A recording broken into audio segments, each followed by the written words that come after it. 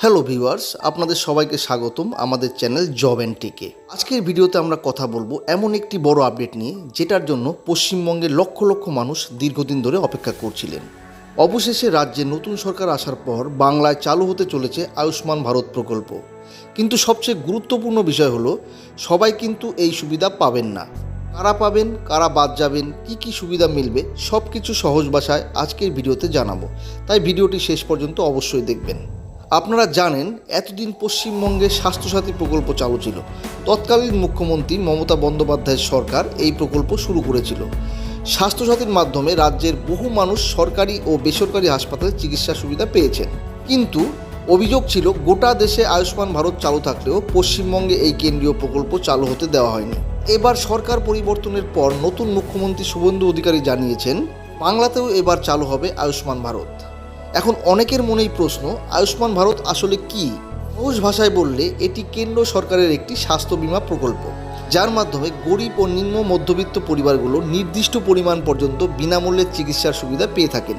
কিন্তু এখানেই রয়েছে বড় শর্ত, কারণ সরকার জানিয়েছে সবাই এই প্রকল্পের সুবিধা পাবেন না। এখন আসি সবচেয়ে গুরুত্বপূর্ণ অংশে, কারা আয়ুষ্মান ভারত থেকে বঞ্চিত হতে পারেন। প্রথমত, যেসব পরিবারের 2 চাকার বা 4 চাকার গাড়ি রয়েছে, তারা এই প্রকল্পের সুবিধা নাও পেতে পারেন।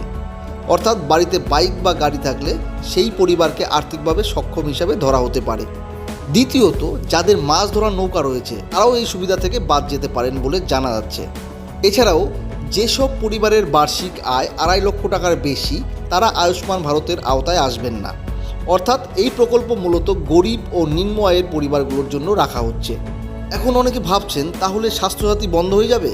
দেখুন, নতুন সরকার ইতিমধ্যে জানিয়েছে যে জনসেবামূলক কোনো প্রকল্প পুরোপুরি বন্ধ করা হবে না।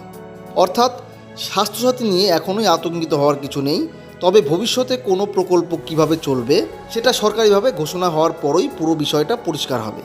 এখন সবচেয়ে গুরুত্বপূর্ণ প্রশ্ন, আয়ুষ্মান ভারতে কি কি সুবিধা পাওয়া যায়? প্রকল্পের মাধ্যমে রোগীর স্বাস্থ্য পরীক্ষা থেকে শুরু করে চিকিৎসকের পরামর্শ পর্যন্ত অনেক সুবিধা পাওয়া যায়। যদি কোনো রোগী হাসপাতালে ভর্তি হন, তাহলে ভর্তি হওয়ার আগের 3 দিন পর্যন্ত চিকিৎসা ও সেবা শুশ্রূষার খরচও সরকার বহন করে থাকে।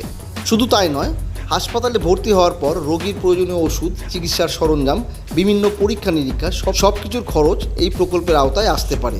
ডায়াগনস্টিক টেস্ট, ল্যাবরেটরি পরীক্ষা, এমনকি আইসিইউ এর খরচও সরকার বহন করে থাকে বলে জানা যাচ্ছে।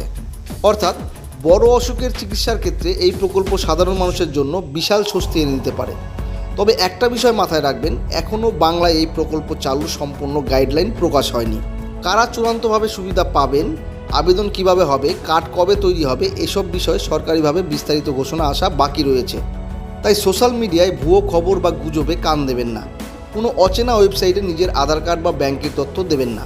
যখনই সরকারিভাবে আবেদন প্রক্রিয়া শুরু হবে, আমরা আপনাদের সবার আগে জানিয়ে দেব। এখন আপনাদের কাছে আমার একটা প্রশ্ন, আপনার মতে বাংলায় আয়ুষ্মান ভারত চালু হওয়া উচিত, নাকি স্বাস্থ্যসাথী যথেষ্ট ছিল? নিচে কমেন্ট করে অবশ্যই জানান। ভিডিওটি ভালো লাগলে একটা লাইক করবেন, আর এই গুরুত্বপূর্ণ তথ্য অন্যদের সঙ্গে শেয়ার করবেন, যাতে সবাই বিষয়টি জানতে পারে। আর প্রতিদিন এই ধরনের সরকারি প্রকল্প, চাকরি ও গুরুত্বপূর্ণ আপডেট পেতে আমাদের channel job and tech subscribe করে পাশে থাকা বেল আইকনটি অন করে রাখুন। ধন্যবাদ, সবাই ভালো থাকবেন।